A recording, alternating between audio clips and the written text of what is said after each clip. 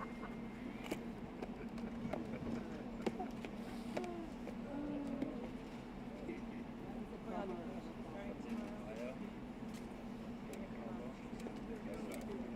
guys, it's Rep 251. What control room are we in? It's the White House needed.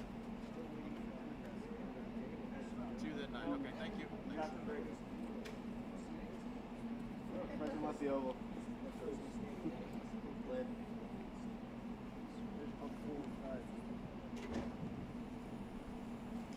Hey New York, Rep 251, 251. White House needed.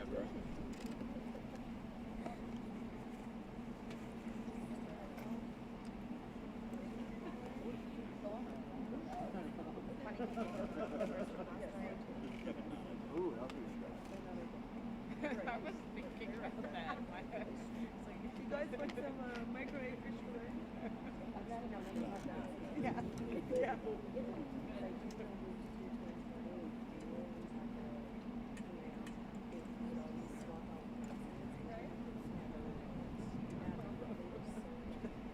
We'll find out today. That's how out there. Yeah, it's ready. Here we Done. go. All right.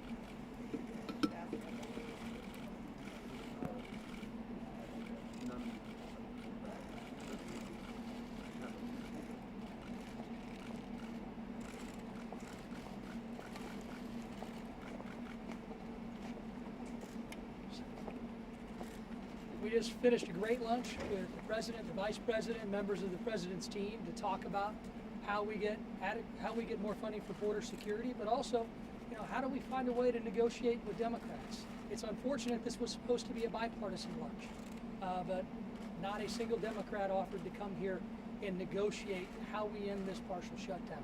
It's disappointing to me, somebody who represents a marginal district in central Illinois.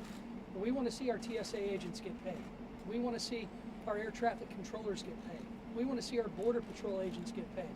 But there is a crisis at the southern border, and we've got to do everything we can to make sure that the president gets a chance to negotiate a plan.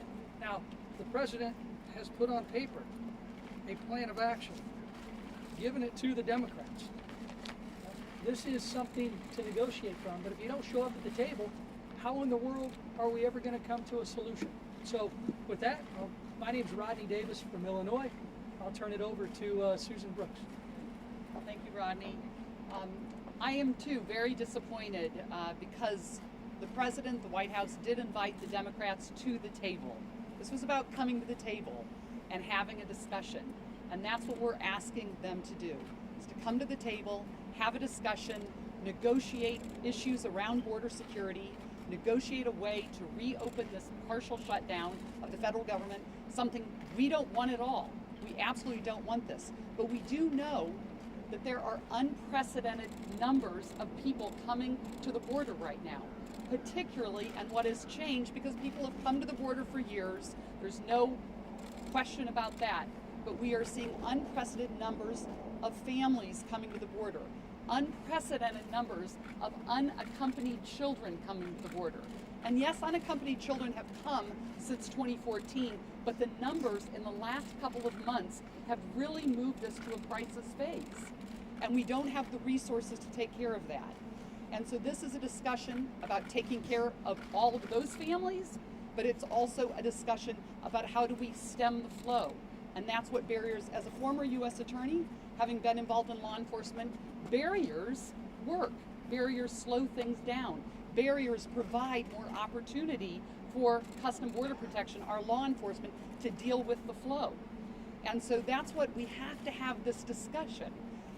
And so we want to, and we're encouraging, and we're employing our Democrat colleagues and the leaders of the Democrat Party to come to the table, and let's start passing proposals like Rodney just talked about, back and forth every day.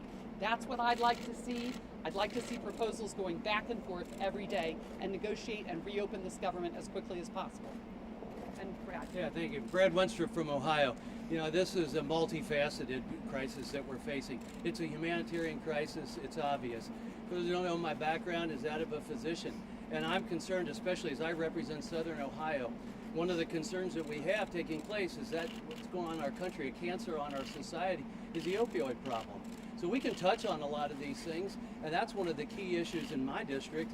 And I've invited publicly through the media, Senator Schumer, anyone who wants to come to my district and talk to addicts, talk to the caregivers, talk to the families that have lost someone, and ask them where the drugs are coming from and why it's a problem. If any of you have had the chance to read the book Dreamland, you can go through that entire book, and not once does it say that any of the dealers had any problems going back and forth across the border delivering drugs across America. And so it is a problem, it is a humanitarian crisis, not only at the border, but in each one of our communities. And look, we are for a robust immigration system. Somewhere in this process, immigration policy has been muddled with this whole concept of border security. We need a controlled access. We want people to be able to come to America, to be Americans. We are all for that, but we can't do it if that others can just come right across the border. And I'll tell you who some of the most upset people are in America today. Those are the ones that came here legally, and they don't like seeing what's taking place. So we do want to get to the table. It's been offered to get to the table. I thought I was coming to a bipartisan luncheon. No Democrats showed up. So we'll continue to try and do our work, and hopefully someone will show up at the table one of these days. Thank you.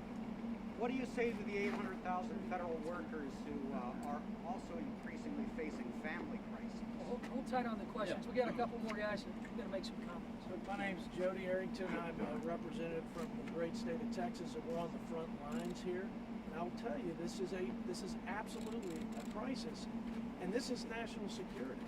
The number one job, the most important job of the federal government is to keep our families and our citizens safe, and that's all this president's trying to do. And he's been willing to work with the other side from the outset, continues to extend the hand of good faith negotiations, and all he's getting is cheap shot comments like, I'm willing to spend $1, and people not showing up at meetings to keep the dialogue going. You guys know that to govern is to compromise, and this president has been willing to do that. And I can tell you that whether it's the gang activity or the criminal activity, it's real. Here's a statistic for you from the state of Texas. Since 2011, we've had 180,000 criminal aliens convicted of over 190,000 crimes. This is putting at risk my family's safety and the safety of others, not just along the border, but throughout the country. So again, we've got a Democrat leadership who's already voted for physical barriers, okay? Already on record having supported that. And leaders that spend half their time behind fences and walls to keep them safe. This is a basic component of security. So it seems to me pretty disingenuous when you have already voted on it, when you are the beneficiary of that security, and you won't even meet the president halfway. You won't even give one counteroffer, save and accept a $1 off-the-cuff comment that is really just petty. And it's a reflection, I think, of the political pettiness of the other side. That's my point. But coming from Texas, you know the illegal drugs and illegal smuggling of individuals comes through the ports of entry and not between the ports of entry. It pours in from but mostly there because they want to get into the country, not just cross by foot on between the ports of entry. You know, you're right. You're right about that with the ports of entry, especially with drugs. You know, I have a staffer whose father owns a car wash, and he couldn't get the little air fresheners anymore because fentanyl was coming in from China with that. You're exactly right, and that's included in what the president is talking about, if they would sit and have that conversation with the president. And when you talked about the 5.7, where'd that number come from? It's not out of thin air. This came from the experts on the ground. This came from Border Control. And if you want to argue that number, have the conversation with the experts that are trying to keep our country safe. Clay Higgins, Louisiana. We have 700 miles of physical barrier right now, but it's decades old. None of you here are driving a vehicle you drove in the 70s. None of your cameras were made in the 70s. And yet, our physical barrier that was designed to protect our sovereignty at the southern border, 100% the Mexican side of our southern border is controlled by criminal cartels. They touch everything criminal coming across. The boots on the ground, the professional law enforcement, men and women that are tasked with protecting our southern border and protecting the sovereignty of our nation have called for an additional couple of 100 miles of enhanced physical barrier along with the replacement of the existing 700 miles. Now, we or a representative republic. We should pay attention to the law enforcement professionals who actually do the job every day. And you can argue all you want to about where drugs come in or what ports of entry are. The bottom line is the sovereignty of our nation is at stake here. This is not our grandfather's border. This is not, we had a porous and soft border with Mexico for generations, no problem. I was born in 1961. All of us know stories about families that traveled back and forth across the border. This was before 100% of the Mexican side of our southern border was controlled or influenced heavily by criminal cartels. Now the law enforcement professionals want modern, enhanced, strengthened physical barriers. 700 miles of which already exist needs to be replaced, enhanced, improved, and we need another couple of 100 miles. This shutdown did not have to happen. We've been prepared to negotiate with my colleagues across the aisle, some of whom I love and respect deeply. They're deeply patriotic. I know this in my heart. But as a body, they've been quite intractable. We're prepared. We're at the table. We're prepared to end this government shutdown, but we will not do it at the expense of the safety of the American citizenry that we're sworn to serve. Do you get any sense One more. I'm Jack Bergman. I'm from northern Michigan. We've heard talk of the morality of a wall. Well, I would suggest to you, anyone who uses the safety and security of our citizens as a bargaining chip in any political process has a lack of understanding of morality. I'm a Marine. You want to talk about securing a perimeter? I can talk to you all day about securing a perimeter. But as an elected official, I came here to work with my colleagues from all sides of the political spectrum on issues that are of importance to all of us. We need to have some people come from our Democratic colleagues to sit down at the table. If it's not the elected leadership, then find somebody who will sit down and talk with us about this.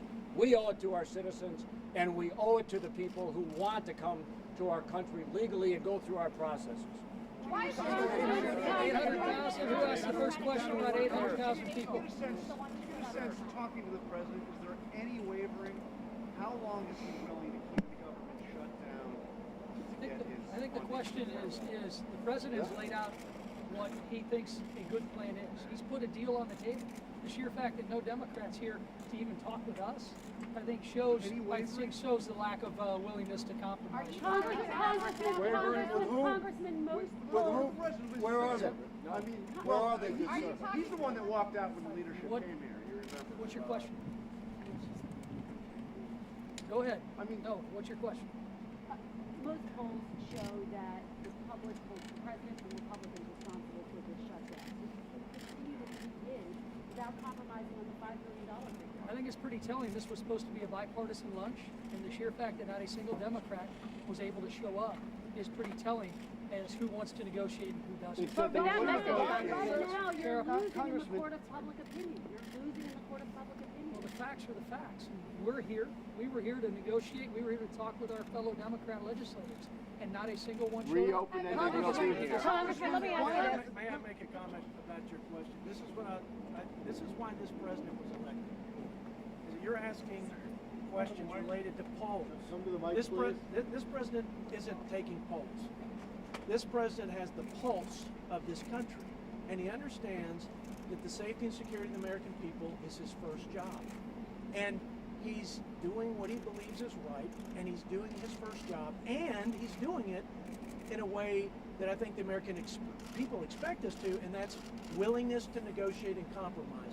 And there's been absolutely none of that on the other side. Congressman, Can I just say, when we talk about negotiation, the American people in polls that I saw, especially during the last election cycle, said that dysfunction in government was one of the top issues that they felt were a problem for this country. This is a classic example of it. But dysfunction in government requires both parties to come to the table, to look each other in the eye and to talk. Because I would guess that if we have more in common and we agree on more than what we disagree on.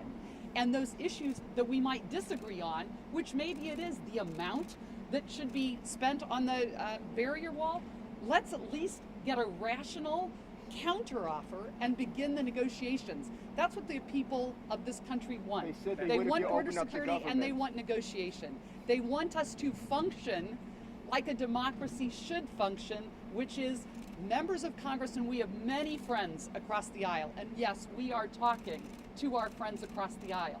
And we're pleased that you all are here to encourage, and we're hoping that the American people call their members of Congress and senators and say, negotiate, compromise, it's time.